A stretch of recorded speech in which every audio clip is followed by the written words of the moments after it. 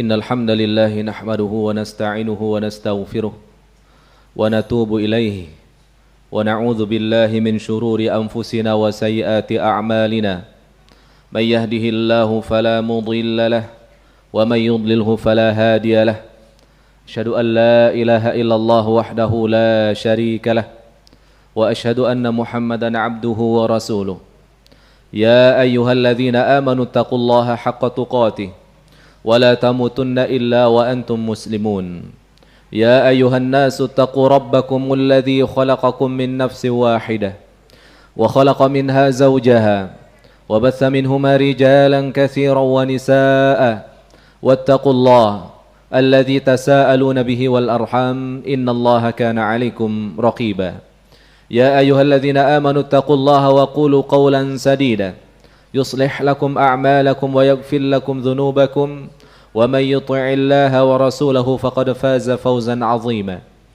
أما بعد فإن أصدق الحديث كتاب الله وخير الهدي هدي محمد صلى الله عليه وسلم وشر الأمور محدثاتها فإن كل محدثة بدعة وكل بدعة ضلالة وكل ضلالة في النار.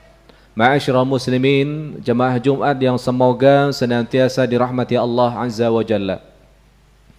Sebentar lagi kita akan berjumpa dengan bulan Dzulhijjah, yang mana di dalamnya terdapat keutamaan yang besar di sisi Allah Azza wa Jalla, terutama pada 10 awal bulan Dzulhijjah.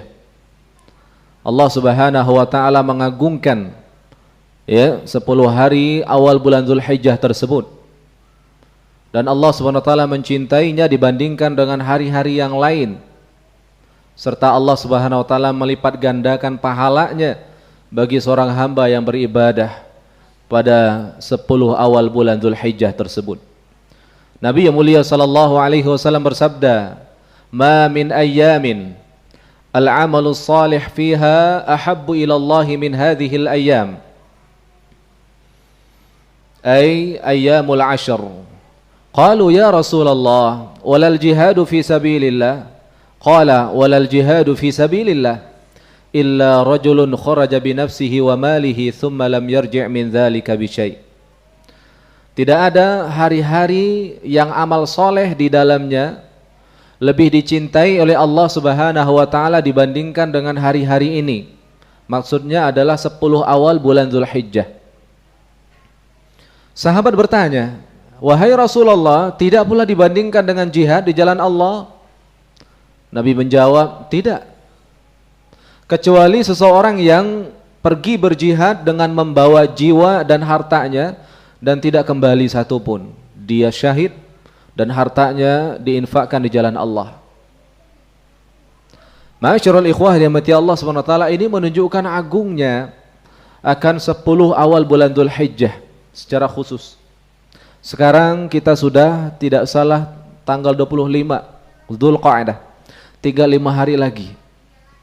Maka ma'asyiral ikhwah rahimati Allah Subhanahu wa taala, sampai-sampai Allah Subhanahu wa taala bersumpah di dalam ayatnya, "A'udzu billahi minasyaitonir rajim. Bismillahirrahmanirrahim. Wal fajr wa layalin 'ashr." Demi waktu fajar dan demi malam-malam yang 10. Para ulama ahli tafsir, di antaranya para sahabat Abdullah bin Abbas, Ikrimah, Mujahid, demikian juga dalam tafsir At-Tabari, dalam Ibnu Katsir, dimaksud dengan walayalun 'ashr, walayalin 'ashr, yaitu 10 malam adalah malam Dzulhijjah, yaitu 10 awal pada bulan Dzulhijjah. Ini tidaklah Allah Subhanahu wa taala bersumpah dengan sesuatu melainkan menunjukkan Allah Subhanahu wa taala mengagungkan apa yang disumpahkan tersebut. Ma'asyiral muslimin dimati Allah Subhanahu wa taala. Kemudian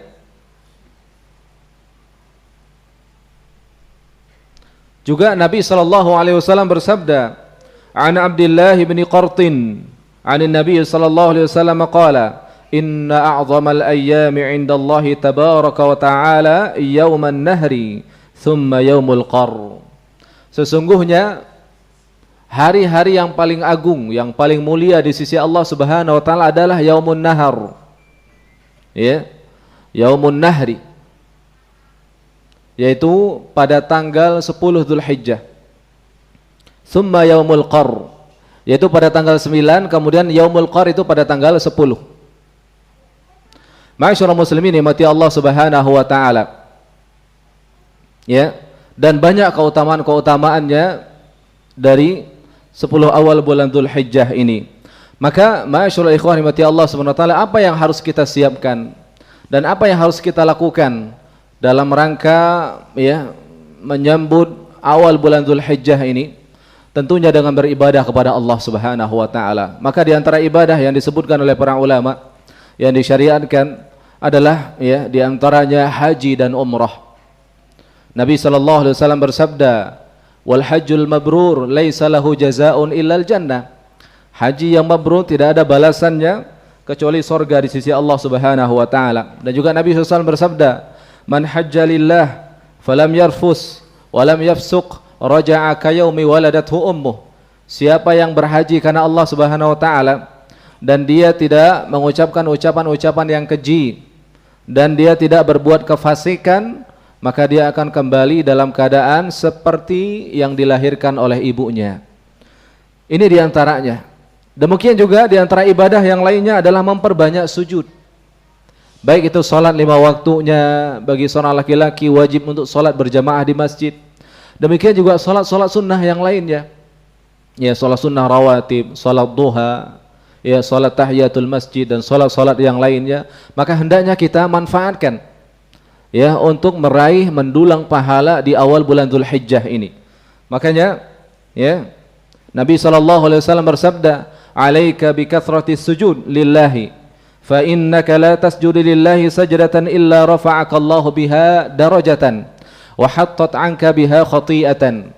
Hendaklah engkau memperbanyak sujud kepada Allah Subhanahu wa taala. Karena tidaklah engkau sujud dengan satu kali saja sujud, melainkan Allah akan angkat derajatmu. Dan Allah Subhanahu wa taala akan angkat dosa-dosa dirimu. Ini diantaranya. Kemudian ma'asyiral muslimin dimati Allah Subhanahu wa taala, demikian juga dengan puasa. Ya. Maka diantaranya disunnahkan bagi kita untuk berpuasa mulai dari tanggal 1 Dzulhijjah sampai dengan 9 Dzulhijjah. Sebagaimana sabda dari Nabi yang mulia sallallahu alaihi wasallam dari Hafsah, anna Rasulullah sallallahu alaihi wasallam kana yasumu tis'an min Dzulhijjah wa yauma Asyura wa 3 ayyam min kulli syahrin.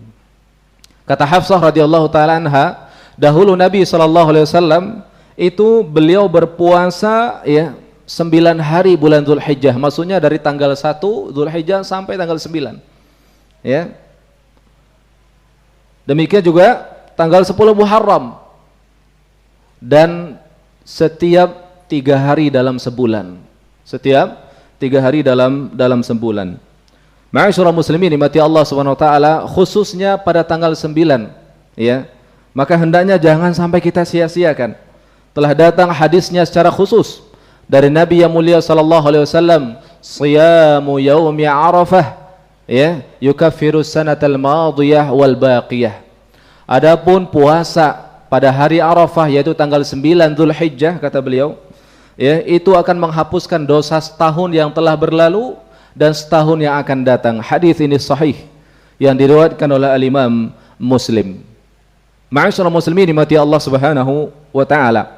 Kemudian di antaranya juga yang disyariatkan bagi kita dalam memasuki bulan Dzulhijjah adalah memperbanyak takbir. Allahu akbar, Allahu akbar, Allahu akbar. La ilaha illallah wallahu akbar. Allahu akbar walillahil hamd.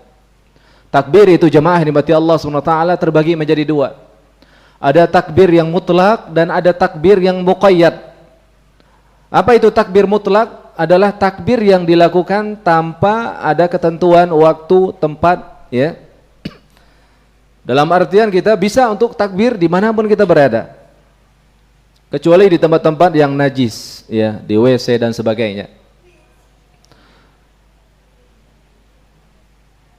Kapanpun kita bertakbir, baik itu di pasar, di jalan-jalan, ini diantara sunnah yang mulai ditinggalkan oleh kaum muslimin. Terkadang kita ya sedih melihat fenomena dan kondisi kaum muslimin. Musik itu sudah biasa di setel dengan suara yang kencang di jalan-jalan, di mal-mal.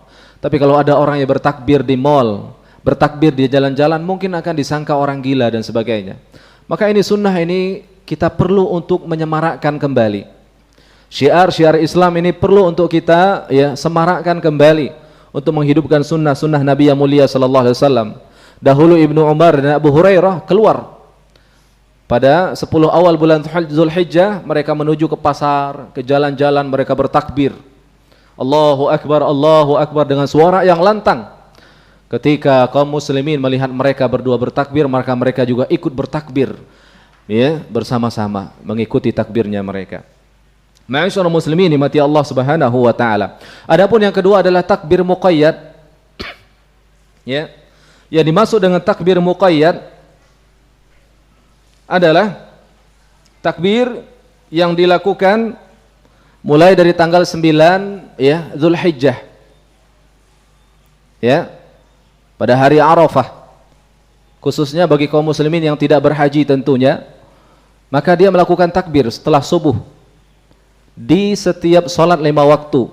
Setelah salat 5 waktu, misalnya ketika dia setelah membaca salam assalamualaikum warahmatullah, kemudian dia mengatakan astaghfirullah, astaghfirullah, astaghfirullah. Allahumma antas salam wa minkas salam tabarakta ya dzal jalali wal ikram. Kemudian dia lalu memulai takbir. Allahu akbar, Allahu akbar, Allahu akbar. La ilaha illallah wallahu akbar. Allahu akbar walillahil hamd. Ini di antara sunnah Nabi yang mulia sallallahu alaihi wasallam sampai ayyamut tasyriq. 10, 11, 12 dan 13. Sampai matahari terbenam. Ini diantara sunnah-sunnah Nabi yang mulia sallallahu alaihi wasallam. Demikian juga diantaranya adalah yang sebagaimana kita ketahui bersama, yaitu menyembelih hewan kurban. Jemaah yang dirahmati Allah Subhanahu wa taala, menyembelih hewan kurban merupakan bentuk rasa syukur kita kepada Allah Subhanahu wa taala. Makanya Allah Subhanahu wa taala berfirman, "Wa likulli ummatin ja'alna mansakan liyadhkuru ismallaha 'ala ma razaqahum min bahimatil an'am wa ilahukum ilahu wahid." Dalam setiap umat itu kami jadikan syariat menyembelih hewan kurban. Liyadhkuru ismallah, agar mereka menyebut nama Allah, ala ma razaqahum min bahimatil an'am, terhadap apa yang kami rezekikan kepada mereka dari hewan ternak. Maka jemaah sekalian, menyembelih hewan kurban ini sudah ada sebelum umat Nabi Muhammad sallallahu alaihi wasallam. Bahkan dari Nabi Adam alaihi salam. Ketika Habil dan Qabil diperintahkan untuk mempersembahkan kurban kepada Allah Subhanahu wa taala. Wadhkur 'alaihim naba'a bani Adam bil haqq id qarraba qurbanan fatuqbila min ahadihima wa lam yutaqabbal minal akhar. Sebutkanlah kepada mereka tentang kisahnya anak Adam ketika diperintahkan untuk mempersembahkan kurban. Allah terima salah satunya dan satu yang lainnya tidak diterima oleh Allah. Sejak sudah ada. Dan Allah Subhanahu wa ta'ala tetapkan dan tegaskan dengan syariatnya Nabi Ibrahim alaihi salam. Maka barang siapa yang bersyukur, Allah akan tambah itu nikmat. Sebagaimana firman Allah, la in syakartum la azidannakum wa la in kafartum inna adzabi lasyadid. Sesungguhnya jika kalian bersyukur, maka aku akan tambahkan nikmatku kepadamu. Namun jika kalian kufur nikmat, maka sesungguhnya azab Allah itu sangat pedih. Maka menyembelih hewan kurban merupakan wujud dari syukur kita jamaah sekalian. Maka siapapun di antara kaum muslimin yang diberikan kelapangan rezeki oleh Allah SWT, hendaklah dia menyembelih hewan kurban. Berapalah harga satu ekor kambing? Itu bisa mewakili satu keluarga. Kita usahakan. Bahkan para ulama mengatakan wajib hukumnya menyembelih hewan kurban bagi yang mampu. Sebagian ulama mengatakan sunnah muakkadah, sunnah yang sangat ditekankan. Ini pendapat jumhur para ulama. Ma'asyiral muslimin dimati Allah Subhanahu wa taala, dan juga ibadah-ibadah lainnya yang dimati Allah Subhanahu wa taala. Baik itu ibadah-ibadah sunnah yang lainnya, zikir pagi petang, dan ibadah-ibadah yang disunnahkan oleh Nabi yang mulia sallallahu alaihi wasallam, hendaklah kita berusaha untuk memaksimalkan diri kita dalam beribadah kepada Allah, memanfaatkan waktu yang ada di 10 awal bulan Dzulhijjah ini untuk beribadah, mendulang pahala di sisi Allah Subhanahu wa taala. Barakallahu li wa lakum fil Qur'anil azim ونفعني وإياكم بما فيه من الآيات والذكر الحكيم أقول قولي هذا أستغفر الله لي ولكم ولسائر المسلمين من كل ذنب فاستغفروه إنه هو الغفور الرحيم.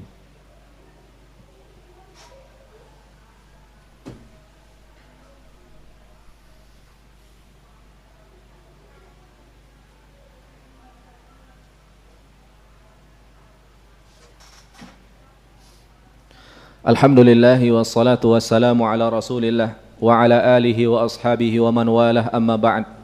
Ma'asyiral muslimin yang mati Allah Subhanahu wa taala. Ya.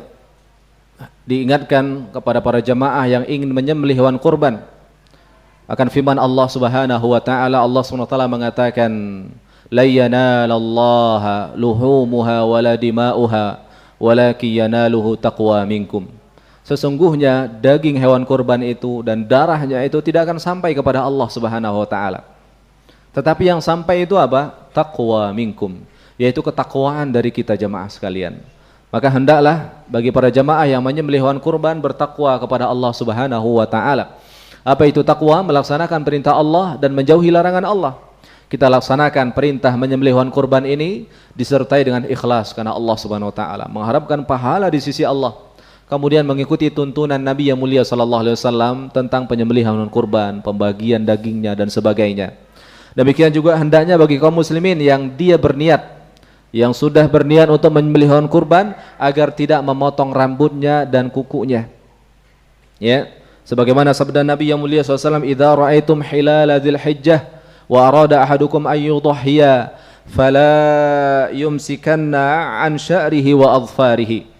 Jika kalian melihat hilal Dzulhijjah dan kalian ingin menyembelih hewan kurban, janganlah kalian memotong rambut dan kukunya. Jadi sejak tanggal awal 1 Dzulhijjah kita tidak memotong rambut dan kuku. Baru sampai seorang itu menyembelih hewan kurban maka baru dibolehkan untuk memotong kuku dan rambutnya. Kiranya kalau kita punya hewan kurban lebih dari satu, maka potongan pertama itu sudah dibolehkan untuk memotong rambut dan kuku. Innallaha wa malaikatahu yusalluna 'alan nabi ya ayyuhalladzina amanu sallu 'alaihi wa sallimu taslima. Allahumma salli 'ala Muhammad wa 'ala ali Muhammad kama sallaita 'ala Ibrahim wa 'ala ali Ibrahim innaka Hamidum Majid. Allahumma barik 'ala Muhammad wa 'ala ali Muhammad kama barakta 'ala Ibrahim wa 'ala ali Ibrahim innaka Hamidum Majid. Allahumma ighfir lil muslimina wal muslimat wal mu'minina wal mu'minat al ahya'i minhum wal amwat innaka sami'un qaribun mujibud da'wat ya qadiyal hajat.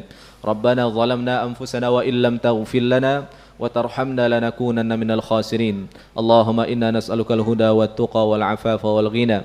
Allahumma inna nas'aluka ilman nafi'a wa rizqan tayyiban wa 'amalan mutaqabbala. Allahumma aslih ulata umurina wa ulata umur muslimin ya rabbal alamin. Rabbana atina fid dunya hasanatan wa fil akhirati hasanah wa qina adzaban nar. Ibadallah, innallaha ya'muru bil 'adli wal ihsani wa ita'i dzil qurba wa yanha 'anil fahsya'i wal munkari wal baghi ya'idzukum la'allakum tadhakkarun wa la dzikrullahi akbar. Qimus shalah.